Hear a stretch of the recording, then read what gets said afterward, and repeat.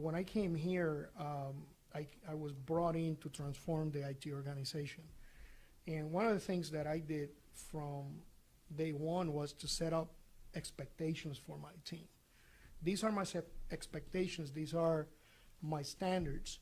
And once everybody had that clear, there's a saying, I actually got this from my brother Joey.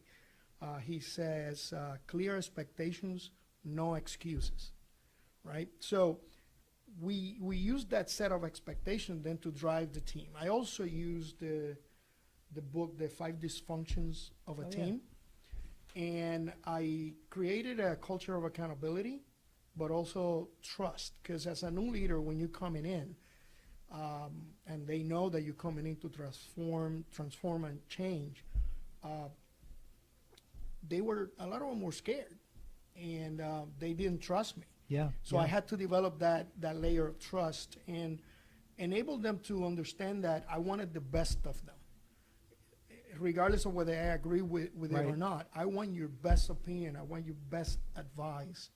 And then let me make the final decision. And my expectation is that once I make the decision, we all going to pull together towards that goal. And I think that helped me, because once you set expectations, then you are able to tell your team, these are the things that I expect for you to do that I shouldn't be doing. And once you do that, then you can delegate. Right. And it's important to understand that delegation doesn't mean abdication. Right. So you're still responsible. You're governing. You're governing. You don't have to be letting them hands-on on execute. everything, right? And I also learned a concept in the military. Sometimes you have to show up. Sometimes it's good to mop the floor. Right. When you don't have to, right? I used to do this in a big computer room that we had in Germany. I had about 10 people that worked for me, and I would mop the floor. And the reason I did that is because they knew I didn't have to do it. But I did it because I wanted to lead by example, because I wouldn't ask of you something that I'm not willing to do myself. And I agree with that. We had over Labor Day, we had a call on, it was like literally this customer just joined us maybe a week or two earlier, and they knew, it was a complete rebuild of a 400-person network. And it was an 18-month roadmap, completely, and literally just, we were just going through the onboarding phase, and nothing had even been done. And they got hit with exactly things that we were concerned about, which is 2008 systems that were tied to some big manufacturing systems that they just couldn't sunset. And we got hit with the Emotet virus, completely down. Labor Day, Friday, 18 of my team, 18 of our 40 guys are basically between on-site there and off-site, looking at all the monitoring tools, trying to figure out, who's going to inoculate this first. Microsoft, Symantec, freeware 2, freeware 3, who's going to find the, and I decided, and I've done this frequently, but I just drove down there, and I got a 6-pack with the CIO, and I was like, man, you just got to relax. I mean, this is completely, like the worst roller coaster ride of your life, but the guys just have to go out and touch the systems, and so we just sat in the kitchen and had a beer while the guys were able to run around, because he was nervous. Obviously, he was like, "Oh, these guys my system going to be back live?" We did get them out, for all you listeners. We did get everybody live Tuesday when the doors open, but just showing up. That's a real more of just story to support what you just said. Yeah, I have a similar story when I was in the military working at the Pentagon. I went in one night to do an upgrade to a system, and something very simple. It was supposed to be 30 minutes, no more. And when I did the upgrade, the whole system went down. And this was running pretty much the whole organization, not the whole Pentagon, but the organization that I worked at the Pentagon with. And needless to say, I worked over 36 hours to actually 48 hours, no sleep. And my lieutenant colonel came in and said, listen, I just want you to know that I'm here, that no one is going to come in. I'm going to keep all those generals over there, and I'm going to talk to them. And just tell me, what are you doing?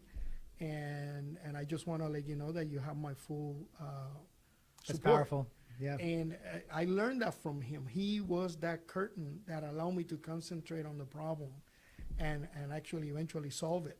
Wow. But it's so important that as leaders, every now and again, we show up. Every now and again, we mop the floor. Absolutely. You know, it's funny. I call it clouds and dirt, because we're talking about what's in the metaphorical cloud, which you can put exponential technologies and what the capabilities and stuff, and then also you got to show up and sweep the floor. You know, That's the right. dirt, and so it's but you know, it's interesting. I think modern IT leaders need to.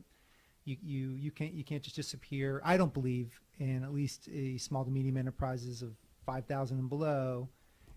I don't even think it matters what size. I think you just have to show up. In fact, I was talking to the CIO of Johnson & Johnson just last week. She's on my board. She's the ex-CIO, and she was the CIO of 100 CIOs, Wow. billions and billions of dollars of revenue, and she's now CEO of a company based out of South Carolina. And when I was going through this problem I was having, she goes, Bill, I had to do the same thing last week. I had to break out a spreadsheet. I had to write all the steps down of what I wanted my team to do. It was frustrating as hell, but I had to get in. Basically, I had to get in the dirt, in the weeds, roll up my sleeves, write this whole process out, and then hand it to my team so they knew very clearly what I wanted. And I'm like, which is what your point was, just clear expectations. But sometimes it correct. gets frustrating as leaders to have to do it at that deep of a level. But if it's that important of a process to do, sometimes it can't be delegated until you actually have mapped it out the way you want it. I agree. I think, I tell people I may have some talents, but mind reading is not one of them. So that goes both ways, right? So you have to actually tell people what your expectations are and make sure they understand, because sometimes we don't do a good job of communicating properly. So I think that is key. Once you set up those expectations, they understand them. If you have the right team, they're going to step up and get it done. Yeah.